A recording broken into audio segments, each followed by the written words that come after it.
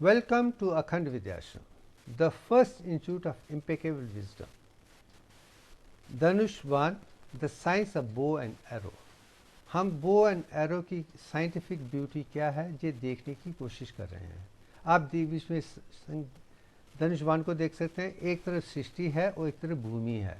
कैसे हम भूमि में रहकर सृष्टि के साथ जुड़ सकते हैं, ये चीज़ मैं बताने की कोशिश कर रहा हूँ। मेरा धर्म अखंडता है, इम्पेकेबल विजडम है। मैं ब्राह्मण हूँ और ब्राह्मण के तरीके से पूरी सृष्टि का ज्ञान दुनिया के सामने पेश करने का सौभाग्य जो मुझे मिला है, मुझे खुशी है। मेरी जो ग्रेटेस्ट डिस्कवरी है, अनमोल आविष्कार है, वो दिव्यांग है, वो मैथमेटिकल डिज़ाइन है जिसके आधार पर दुनिया की सारी चीज़ें बनी हैं। आप सारी खूबसूरत जितनी भी है जिसे हमें जानना है, पहचानना है, जिसके आधार पे हम सृष्टि को समझ सकते हैं, वो दिव्यांग से जुड़ा हुआ है। वही दिव्यांग के आधार पे ही मेरे अखंड विद्या के सारे वीडियो में इनका जो अनमोल आविष्कार मेरा है, उसके आधार पे ही संपूर्ण अज्ञान से ज्ञान, विज्ञान, प्रज्ञान टू अखंड तक ले जाने का सौभाग्य जो मिला है, मैं एज ए ब्राह्मण वो दिखाने की कोशिश कर रहा हूँ। अब हम सागर मंथन, समुद्र मंथन की बात कर रहे हैं। जर्नी का प्राइमर्डियल ओशन है, जिससे अमृत पाने के लिए देवता ने और असुरों ने मिलकर समुद्र के पानी से अमृत लाने की कोशिश की थी। उसमें काफ़ी चीज़ें उभर के आई हैं। उसमें एक चीज़ जो थी वो धनुष्वान था। अब धनुष्वान की क्या अहमियत है, क्या मान्यता है, क्या है, इससे हम सृष्टि के जीवन में क्या सीखते हैं, क्या प्रवचन है, वो जानने की हम कोशिश करते हैं। अब इस पिक्चर में 14 दिखाया है और मैं समझता हूँ कि सृष्टि में जो भी है 33 करोड़ देवताओं की जो भी परिभाषा है, सब समुद्र में थी, उससे उभर के आई है। उसे ही समझने का काम अखंड विद्याश्रम का है, मेरा है।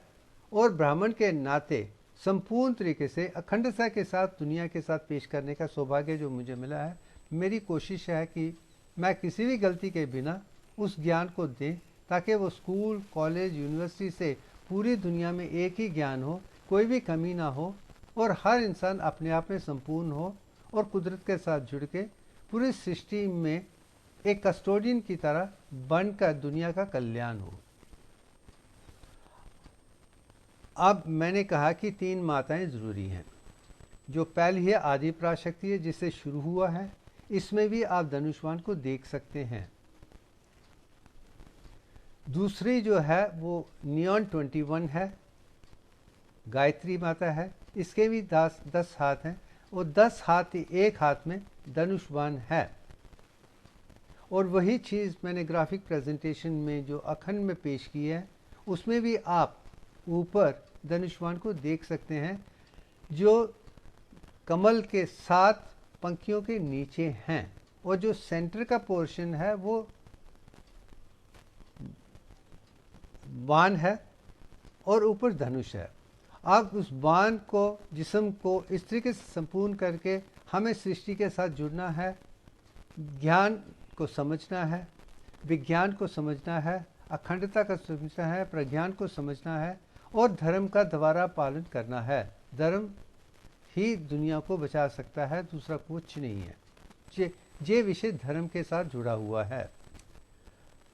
अब जितनी भी माता हैं और सृष्टि को धर्म के वापस में नरसिम्हा को वापस लाने के लिए या दुनिया में बनाने के लिए, जब असुरों ने, महिषासुर ने इतना ज्ञान मिला दिया था, पूरी सृष्टि ने पुल पे कंट्रोल कर दिया था, तो उनको ख़त्म करने के लिए माता गॉडेस दुर्गा को बनाया गया था और माता वैष्णो देवी उनका ही अंश है। और इनके हाथ में भी आप धनुष्वान देख सकते हैं। इसकी मान्यता धर्म के लिए क्या है, धर्म स्थापना के लिए क्या है, यही बताने की मैं कोशिश कर रहा हूँ। अब विष्णु अवतार जो 10 अवतार हैं, वो 10 स्टेजेस ऑफ डेवलपमेंट हैं।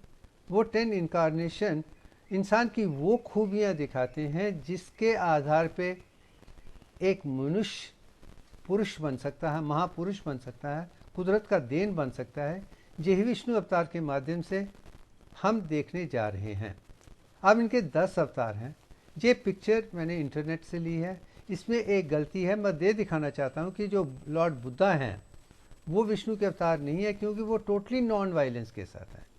टोटली नॉन वायलेंस ज़रूरी है, आपको नहीं करना है, मगर जब कोई दूसरा करता है तो आपको वायलेंस करनी पड़ेगी, उसे रोकना पड़ेगा। यही राजधर्म है। तो ये विषय राजधर्म के साथ जुड़ा हुआ है, धर्म को कल्याण में वापस लाने के लिए जुड़ा हुआ है। तो धर्म, जहाँ भी धर्म और अधर्म की लड़ाई के बीच में राजयोग आ जाता है, तो वहाँ पे धनुष्वान का होना बहुत ज़रूरी है। अब 10 अवतारों को हम समझने की कोशिश करते हैं। जो पहला है नरसिम्हा है, फिश है। ये माना जाता है कि जितनी भी वर्टिब्रल कॉलम की जो उत्पत्ति है, जिसमें इंसान है, जो फिश से शुरू हुआ था, और फिश ही पहला आधार है, सब उसमें ही निकला है। मगर इसमें आप धनुष्वान को नहीं दें, क्योंकि सृष्टि वहाँ से शुरू हो रही है। ये उसमें वो लड़ने की शक्ति नहीं है। This first stage of development है, जिसे आप ट्राइपॉड स्टेज भी देख सकते हैं। ये टोटली पानी में रहने वाला है, और पानी में जब भी प्रलय आया था तो सारी सृष्टि के लोगों को बचाने का सौभाग्य मत्स्य अवतार को ही दिया गया था। ये कूर्मा अवतार है, सेकंड है। यही सागर मंथन जब प्राइमर्डियल ओकेशन के साथ, इसके आधार पे ही मेरुदंडा पे चरनी की गई थी, जब मंथन किया गया था, ताकि अमृत लाने के लिए। मगर इसमें भी आप धनुष्वान को नहीं देख सकते हैं कि ये अभी राजसिक क्वालिटी तक नहीं पहुंच सकता है। ये पानी में भी रह सकता है, ज़मीन में भी रह सकता है। मगर इसकी खूबी ये है, इसमें टेस्टोस्टेरोन लेवल या ओजस और तेजस काफ़ी मात्रा में है। उसकी ताकत के आधार पे इंटेलिजेंस भी है, इंट्यूशन भी है, सब कुछ है। उसके लिए ये टेस्टोस्टेरोन को ईस्ट्रोजन लेवल से तेजस से ओजस तक, ओजस को तेजस और तेजस से सृष्टि तक ले जाने का सौभाग्य भी आप यहाँ से सीखना शुरू कर देते हैं। यहाँ से ही ब्राह्मण का उत्पादन होना शुरू हो जाता है। थर्ड से बड़ा है, जब प्रलय के बाद भूमि, ज़मीन पानी के अंदर आ गई थी, तो उसको निकाल कर, मैं अब आकाश गंगा की बात कर रहा हूँ, ये समुद्र के पानी के नहीं है, उस आकाश गंगा में निकाल कर बाहर लाने का जो सौभाग्य है वराह अवतार को है। इसमें भी आप कोई भी शस्त्र नहीं देख रहे हैं। चौथा जो अवतार है नरसिम्हा का है। ये वो अवतार है जिसमें नर्वस सिस्टम डेवलप होते हुए रेप्टिलियन ब्रेन, मैमिलियन ब्रेन में आ जाता है, जिसमें हर इंसान में सारी शक्तियाँ संपूर्ण बन जाती हैं अपने आप में। अब नरसिम्हा में आप 10 हाथ देख रहे हैं, 10 एक में धनुष्वान है।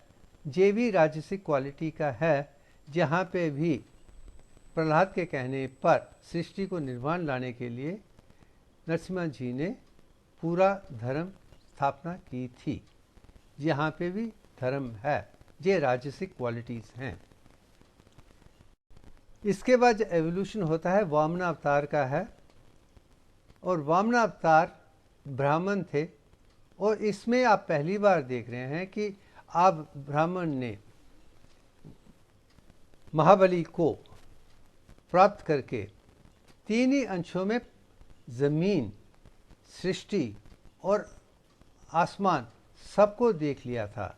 ये दिखाते हैं कि ब्राह्मण में वो क्वालिटीज़ हैं जिसके आधार पे वो देख सकते हैं। मगर इनके हाथ में, एक हाथ में आप कमंडल देख रहे हैं, दैट मीन कि इनके हाथ में अमृत था, ज्ञान था, और इसे आप कहीं ना कहीं पिट्यूटरी में जोड़ सकते हैं, जिसमें सारे के सारे हार्मोन बनने की क्षमताएं हैं। ये कितनी गहरी साइंस है आप इसमें देख सकते हैं। मगर यहाँ पे भी वो ब्राह्मण है, उनके हाथ में धनुष बाण नहीं है, मगर वो ज्ञान, अज्ञान टू ज्ञान टू विज्ञान टू प्रज्ञान टू अखंडता को दिखाने के लिए कैसे ज्ञान के माध्यम से आप पूरी सृष्टि को जान सकते हैं, ये विषय इस सब्जेक्ट में जुड़ा हुआ है। अब आगे चलते हैं। जो अगला अवतार है वो परशुराम जी का है। अगर आप परशुराम जी को देखें, वो भी ब्राह्मण थे, मगर जब ब्राह्मण ने सृष्टि में जो गुण ब्राह्मणों के खिलाफ था उसको बचाने के लिए प्रयत्न किया था, और उसके आधार पे उन्होंने उन सब लोगों को मार दिया था जो ब्राह्मणों के खिलाफ हैं। और ब्राह्मण दोबारा वापस आने चाहिए, सृष्टि के ज्योलॉजी, उनके ज्ञान के आधार पे ही दुनिया में निर्माण हो सकता है, ज्ञान हो सकता है, विज्ञान हो सकता है, सृष्टि में एक नियमित तरीके से सबकी सुख शांति हो सकती है। ये चीज़ आप लॉर्ड परशुराम के माध्यम से ही देख सकते हैं। वो विष्णु के अवतार हैं। ये वो पार्ट है जिसमें लिम्बिक सिस्टम आता है और जिसमें क्षमता, वो राजसिक क्वालिटीज़ हैं, वो रेज है। जब कोई ब्राह्मणों के खिलाफ करेगा तो मैं उसके खिलाफ हो जाऊंगा, मुझे ब्राह्मण चाहिए। वो ब्राह्मण थे और ब्राह्मण की दोबारा लाना और ब्राह्मणों को मेंटेन करने का जो भाग्य है विष्णु अवतार जी ने परशुराम जी को दिया है।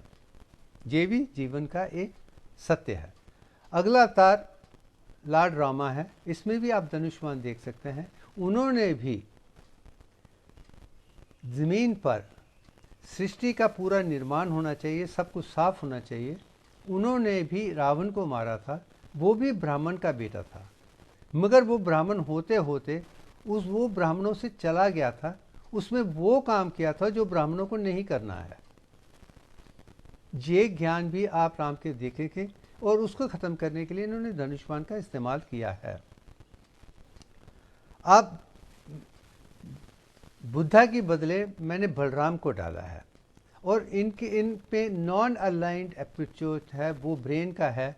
मुझे किसी के साथ नहीं चलना है, मैं सिर्फ प्रत्यक्ष देखना चाहता हूँ, मगर मैं लड़ाई झगड़े में राजसिक क्वालिटीज़ नहीं लाना चाहता हूँ। वो निकालने के लिए वो कहीं ना कहीं धनुष्मान को छोड़ देते हैं और नॉन अलाइंड हो जाते हैं। ये भी एक खूबी है 10 अवतारों की। अब कृष्ण भगवान आ जाते हैं, उनके हाथ में मुरली है। वो यादव हैं, राजसिक ज़रूर हैं, मगर वो राजसिक क्वालिटीज़ पे नहीं है। मगर उनको धर्म का उत्पादन करने के लिए धर्म इनकी ज़रूरत नहीं पड़ी। उन्होंने कहीं ना कहीं धर्म को सिखाया है। वही गीता का सारांश है कि अगर आपको आगे बढ़ना है तो कृष्ण भगवान को जानना है, तो आपको धर्म को जानना है। पुरुष को महापुरुष से सत्पुरुष बनकर कुदरत के साथ बढ़ना है। यही चीज़ आप कृष्ण भगवान जी के जीवन से देखते हैं कि मैं अब राजसिक नहीं हूँ, ब्राह्मण हूँ और ब्राह्मणों की तरीके से मैं धर्म के आधार को सिर्फ प्रेम, श्रद्धा, विश्वास, नॉन वायलेंस, मगर वो है कि इनके ज्ञान के सामने कोई भी नहीं रुक सकता था। इनको मारने की ज़रूरत नहीं पड़ती है, इनके सामने कोई भी गलत काम नहीं कर सकता था, इनको करने की ज़रूरत ही नहीं पड़ती। ब्यूटीफुल, कितनी खूबसूरत कहानी है। जो ज्ञान सनातन धर्म का है, हर कैरेक्टर, हर धर्म, हर चीज़ को समझाने की इतनी खूबसूरत चीज़ें हैं कि अगर कोई महाभारत, रामायण, वेद, उपनिषद और हिंदू पौराणिक स्टोरी को अगर समझ सके, मैं समझता हूँ कि जितना भी मॉडर्न साइंस हम मैथ्स, फिज़िक्स, केमिस्ट्री से सिखा रहे हैं, इन सबसे बहुत बढ़िया ज्ञान हमारे वेदों में है, हमारे उपनिषद में है, हमारे पुराणों में है, हमारी दूसरे स्क्रिप्चर्स में है। चाहे वो रामायण है, चाहे महाभारत है, सारी कहानियों के पीछे इतनी खूबसूरती हैं। मैं यही दुनिया को दिखाने की कोशिश करता हूँ कि आज मैं कुदरत के साथ जुड़ा हूँ। कुदरत ने मुझे दिव्यंग दे दिया है। सृष्टि का वो माध्यम ज़िंदगी में पहली बार किसी इंसान को मिला है। ये इसलिए है कि मैं अपने आप में संपूर्ण हूँ। मैं कोई भी चीज़ किसी के खिलाफ नहीं करता हूँ। ब्राह्मण हूँ, जन्म से ब्राह्मण हूँ, कर्म से ब्राह्मण हूँ, धर्म से ब्राह्मण हूँ और धर्म के आधार पे ही मैं दुनिया को दिखाना चाहता। इसलिए कहता हूँ विद्या ददाति विनयम विनयात जाति पात्रताम पात्रताम च धर्म च सुखम। अगर आपको राइट नॉलेज है तो आप में नम्रता आ जाएगी और जब नम्रता होगी तो मैं सबके साथ एक जैसा ही हूँ। जब सब लोग इकट्ठे होकर काम करते हैं वहाँ पे धन की उत्पत्ति होती है और जहाँ पे धन है वहीं धर्म है, जहाँ धर्म है वहीं सुख है। अगर हमें दुनिया में सुख चाहिए, सबको परफेक्ट नॉलेज या अखंडता या अखंड विद्याश्रम जो समझा रहा है वो मिल जाएगा, सब में एक बराबर हो जाएंगे। अब हम जो 4 जातियाँ 10 जातियाँ वो जातियाँ कुछ नहीं रहेगा। सब अपना अपना काम अपनी क्षमता के हिसाब से करेंगे, मिलकर करेंगे, तो सृष्टि में द्वारा वही संपूर्णता आ जाएगी जो सत्य युग में थी। मुझे लगता है कि कल युग खत्म हो रहा है और सत्य युग आ रहा है, और सत्य युग के लिए इस ज्ञान का होना बहुत ज़रूरी है, ताकि अगली सृष्टि ज्ञान, विज्ञान, प्रज्ञान और अखंडता से आगे चले। ये तू मैं, लड़ाई झगड़ा, वायलेंस, ये सब चीज़ों की कोनो आवश्यकता नहीं है। ये सब अंधकार हैं, अज्ञान है, जिसके आधार पे तेरा मेरा, मेरा तेरा है। जब सब में दिव्यांग के आधार पे ज्ञान आ जाएगा तो कहीं पे भी कोई त्रुटि नहीं रही चीज़। यही चीज़ मैंने गीता उपदेश में सारांश लॉर्ड कृष्णा से सीखा है कि जब आप उसमें आ जाते एक मुरली की तरह आप एक संगीत देना शुरू जाते हैं, उस संगीत से ही सबका कल्याण हो जाता है। वहीं पर आगे धर्म भी शुरू हो जाता है, चाहे वो मंत्र के साथ है, यंत्र के साथ है, जो तंत्र है, जो तीनों ही सनातन धर्म की खूबियां हैं।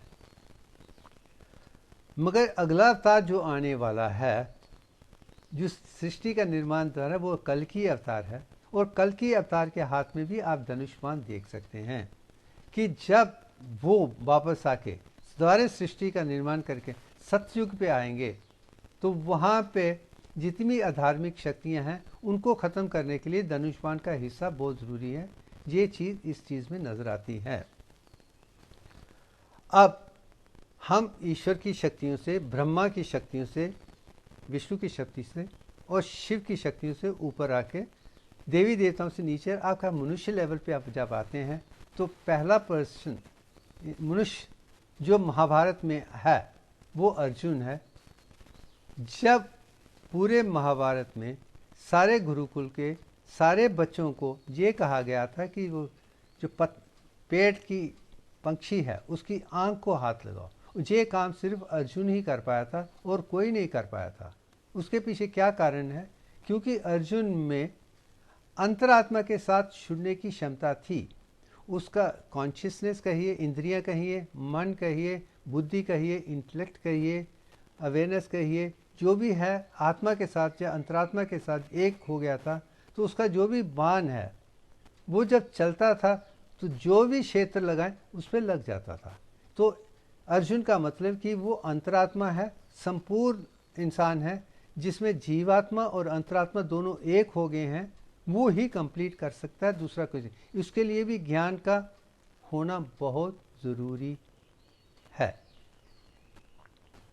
आप इस पिक्चर में भी आप देख सकते हैं कि हाथ जो चैरिट है, 5 हॉर्सेस हैं, वो जीवात्मा है, और अर्जुन जिसके हाथ में धनुष बाण है वो अंतरात्मा है।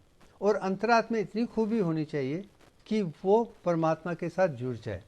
और श्री कृष्ण भगवान महान आत्मा है, परमात्मा है, उनके हाथ में सिर्फ शंख है।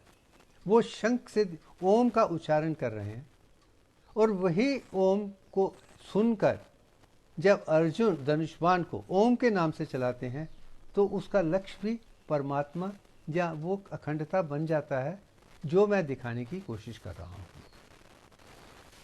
अब मेरा मानना है कि बो एंड एरो, अगर हम उपनिषद की तरफ चल जाएं तो यही है कि इसका लक्ष्य निर्गुण निर्गुण ब्राह्मण होना चाहिए, द डिवाइन नेचर होना चाहिए, जो कुदरत होना चाहिए। और शक्ल देख लीजिए, इसका आधार कहीं ना कहीं यही है, आपको ईश्वर परमात्मा के साथ जुड़ना है। इसी पिक्चर को आप मैंने जिससे पहले दिखाया था, यहाँ पे भी अखंड को आप ऊपर लोटस के 7 पंखियों के नीचे धनुष को देख रहे हैं, और बीच जो है वो बाण है, उसका लक्ष्य परमात्मा है। मुंडका उपनिषद सेक्शन 2 में भी ये कहा जाता है कि हर इंसान की आत्मा दिल है, दिल में गुहेम है, और मैं कहूँगा कि वो ब्रह्म नाड़ी की बात हो रही है, और वो भी उसके अंदर ही एल्यूमिनेटिंग कॉन्शियसनेस है। और एरो का मतलब क्या है कि आपको जो इम्पेकेबल विजडम, अखंडता मिली है उपनिषद के ज्ञान से, उसे प्राप्त कीजिए। उस सब का आचरण आप ओम चांटिंग में है, और वो बो है। अगर आपकी ओम चांटिंग के साथ बो को इतना बना दें और धनुष को दिव्यांग रेशों में डालकर अगर छोड़ेंगे तो आप आत्मा के साथ जुड़ जाएंगे। यही चीज़ इसमें दिखाई जा रही है कि अगर हम इंसान संपूर्ण बनना चाहते हैं, मुंड का अपनिशद में बनना चाहते हैं, तो जितनी हमारी इंद्रियां हैं, मन है, बुद्धि है, इंट्यूशन है, आत्मा है, सब एक हो जाने चाहिए। वही धनुष्वान में एकता है, अखंडता है। वही चीज़ अब ओम मांडूक्य उपनिषद में ओम का वर्णन किया है, उसमें सिर्फ 12 ही वर्सेस हैं, मगर इन 12 वर्सेस को मैंने आज से 50 साल पहले ही इस पिक्चर में डाल दिया था, जिसमें आकारा है जो लोअर एब्डोमेन है, यूकारा जो चेस्ट है, मकारा जो हेड है, और तुरिया जो सृष्टि है, जो हम चांटिंग में पूरे जिस्म को एक कर सकते हैं ओम चांटिंग के साथ। ये आज से 50 साल पहले ही मैंने बनाया था, जो अपने आप में एक अजूबा है, मगर पूरा ज्ञान मांडूक्य उपनिषद इसी में है। अब इसी चीज़ को 1995 में मैंने जब सिंबल बनाया था, जो हमारा गायत्री सिंबल था, उसको कैसे अखंड में बदला है, ये 1990 जिसके बारे में मैंने पहले ही बता दिया। अब इस पिक्चर में आप ओम को देख सकते हैं, नीचे जो त्रिशूल के अंदर जो आ है, फिर यू है, फिर म है, फिर तुरिया है। यही उसकी खूबी है कि इसके अंदर ओम है। ये गायत्री मंत्र का सिंबल है, और गायत्री मंत्र को पूरा समझने के लिए ये सिंबल ही मेरे लिए काफ़ी है। ये पहला सिंबल है जिसने गायत्री मंत्र को उभारा है, मुझे दिखाया है, और इसी चीज़ को मैंने इसमें भी ढाला है। इसमें भी आप सारे के सारे 10 चक्र भी देख सकते हैं, पूरी सृष्टि भी देख सकते हैं, मन को भी देख सकते हैं, ईड़ा पिंगला को भी देख सकते हैं, सुषुम्ना नाड़ी को भी देख सकते हैं, आत्मा को भी देख सकते हैं, परमात्मा को भी देख सकते हैं। सृष्टि की हर खूबसूरत चीज़ जो है, जिसको जानना है, पहचानना है, वो इसी में है। अगर इसमें भी अगर आप देखें तो जो 2 पंख हैं, उसकी जो शक्ल जो है वो भी धनुष्वान की तरह ही है। उसमें धनुष है और बीच में बाण है, और सृष्टि में कुदरत के साथ जुड़ा हुआ है। ये भी अपने आप में खूबी है। मैं समझता हूँ कि जिसने इस सिंबल को समझ लिया, पूरे जिस्म में हर किस्म की प्रॉब्लम ख़त्म हो जाएगी, वो सृष्टि के साथ जुड़ जाएगा। और जहाँ तक कि मेरा मानना है, धनुष्वान वो राजसिक क्वालिटी के साथ का धर्म उत्पादन के लिए है, ओम के साथ जुड़ा हुआ है, इतने तक है कि हमें सृष्टि वापस लानी है। मेरे ख्याल में इतना आज के लिए इतना ही काफ़ी है। अगर जो हम समझ लेंगे उसके लिए अच्छा। धन्य।